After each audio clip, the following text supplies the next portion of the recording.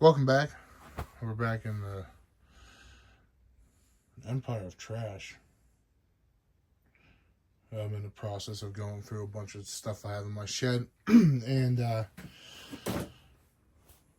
got some new tools today. I picked up the large pick and scraper set from Harbor Freight.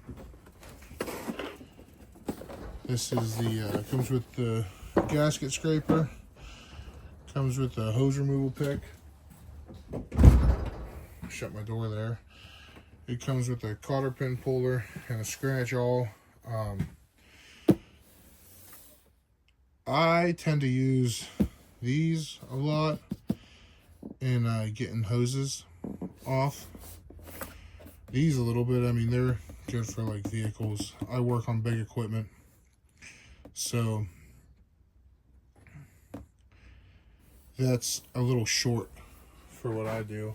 I thought I had one of my other ones handy here. Let's see if it's laying on top of the box.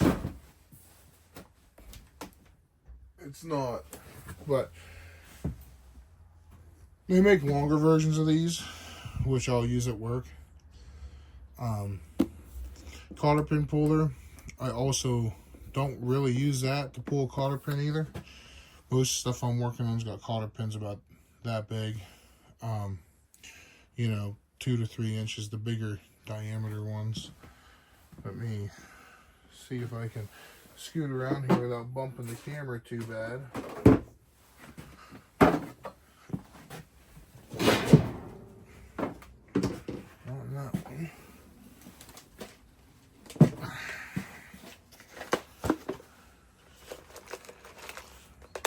So this is the size that I end up using a lot. That and bigger. So that pin puller is really made more for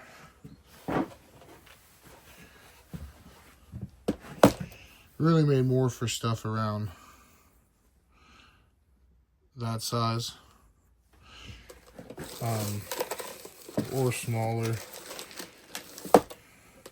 like even something like that is where you're going to get the best usage out of a puller like that.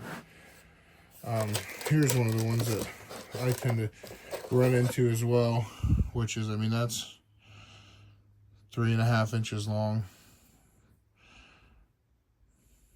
1/4 inch thick probably. Those removers don't really do a lot for me, but I picked this up for around the house to have a good larger pick set. I really picked it up for the scraper and these two for getting hoses off some bigger equipment.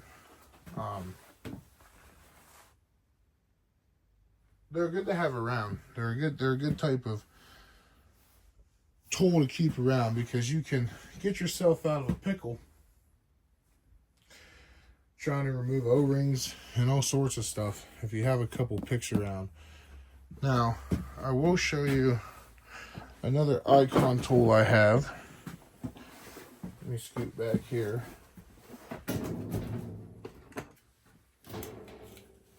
Set that there. In my box,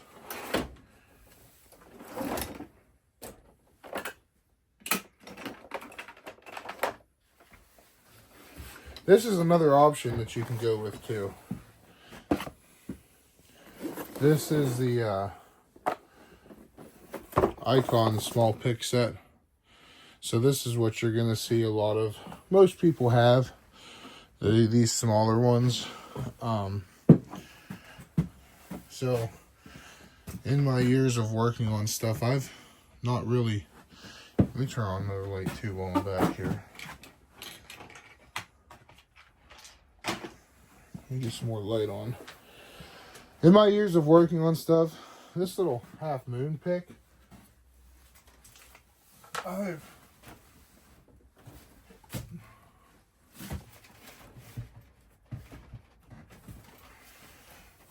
not really used a whole lot. The other two Again, a straight pick. They'll call it a scratch all and all. I really wouldn't consider this an all because it's very light tipped. I mean, it's, you can bend that with your hand, right? A pick like this for getting inside of a gland nut. These ones are really good for getting O-rings out of you have a gland nut and an O-ring set down in there. That's really good for getting in there and kind of twirling around that O-ring and getting it pulled out so you can get on it with a straight pick.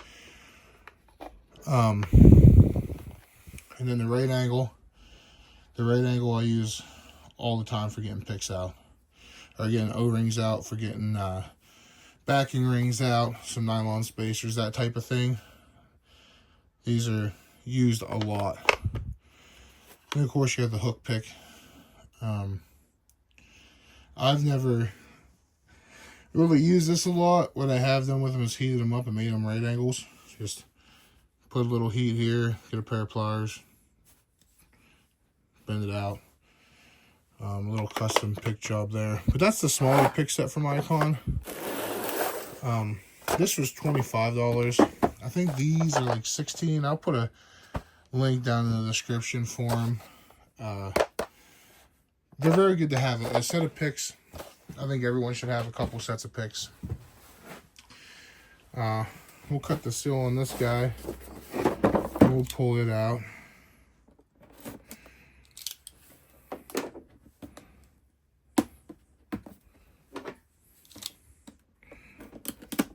Really?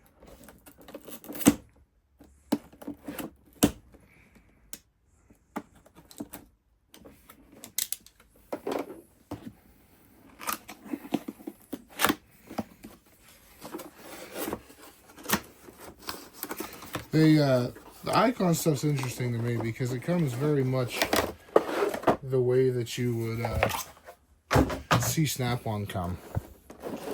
If you bought Snap-on wrenches or anything, they come in these little trays. A lot of stuff now is coming in a foam, but you got your gasket scraper, straight pick scratch all, which that is more of an all. I don't know if you can tell. It's a dual bevel, so bevel's up here, then the point bevel's over. Not quite right angle pick. This is very similar to that Curly Q one, minus the second curl that I have in the small set. This I use a lot for hoses. And then this is what they're calling a radiator pick or hose pick. And that basically, we'll go out to the Jeep and I can show you on my Jeep how this would work. But basically, you take your hose clamp off, you stick this up in the hose to where that clamp was at, and you run it around, and that breaks the seal. That rubber, after it's been there for years, will kind of get stuck on there, and you have to break it and pull it off. The scraper's really nice. I mean, it's sharp.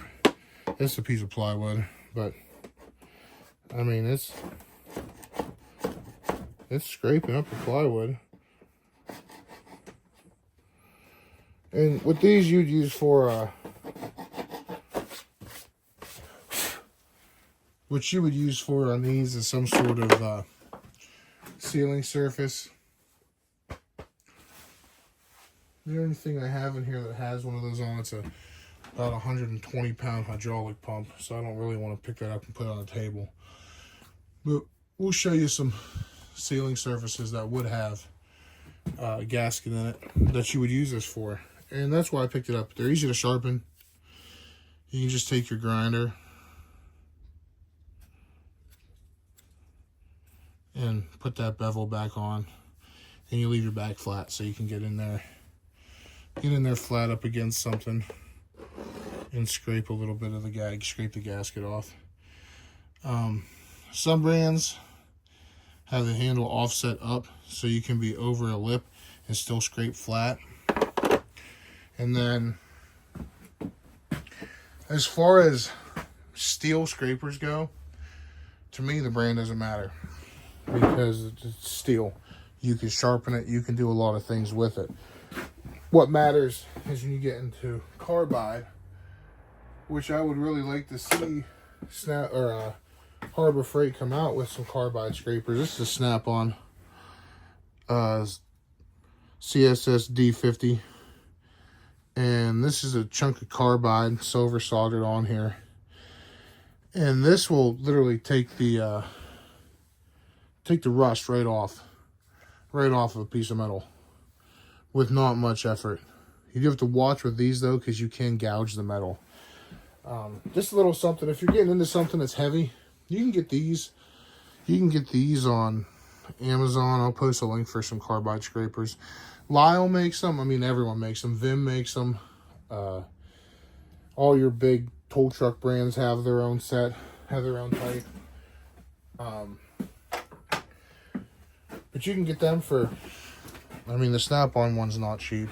We all know there's a premium for that logo. That one I think cost me 60 bucks, 70 bucks. The thing about Carbide is it's extremely tough and it doesn't wear out. But for this set for $25, if you don't have a pick set or you're going to change a radiator, you think about tackling a radiator swap in your vehicle, or for the price, you really can't beat it. I would recommend it to anyone. We'll see how it fares. I'll do another follow-up video once I've used it some more. We use a lot of icon tools at work, and they hold up well. We'll see how they fare for me. Not at work. I'm assuming they're all going to be the same. I don't think there's some special way to buy them for a company that changes anything, but 25 bucks. I like the handle design. It's very similar to a Snap-on Comfort Grip.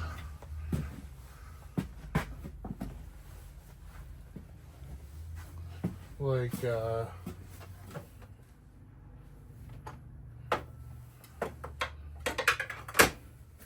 so all your big tool truck companies have what they don't call it a Comfort Grip. I think Cornwell's called like an Instinct Grip. I don't know what Mac calls theirs, but here's a Mac hand extension, 3/8 locking. They've got a Comfort Grip handle on it, and this is the Snap-on. I think it's theirs is the Instinct handle, and I mean, these are very comparable in feel to the Snap-on. Now, this is a screwdriver, not a pick, but my radiator pick also has the same style handle on it.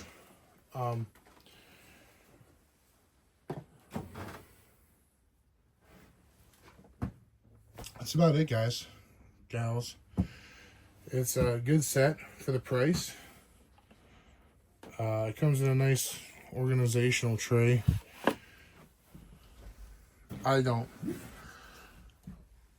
My picks and stuff I tend to keep in the organization just because it helps me know what's missing.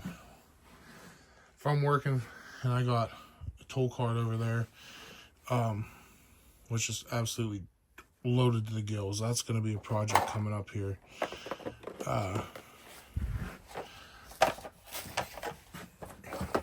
But I tend to keep my stuff in the packaging it comes in until I get tight in space, and then I'll start pulling stuff out. I like it because if I have a little work cart or a table like this I'm working on beside a piece of equipment or a truck, and I have all my tools on it, well, you're underneath the vehicle, you're on top of it, on top of the engine, stuff gets missing, you set stuff on bumpers, and when you go back to your tool cart or your roll cab, your toolbox at the end of the day, and you start putting stuff up, and next thing you know, well, you know that right angle pick's missing. So you go back and you take a look, and you realize you left it on the ground. It's just a good way to keep track of what you have and where it's at. That way you don't have to keep buying things over and over again. Granted, these are cheap, but time is money. You don't want to have to go to the store. I just left Harbor Freight this morning and left an entire bag of stuff sitting on the counter.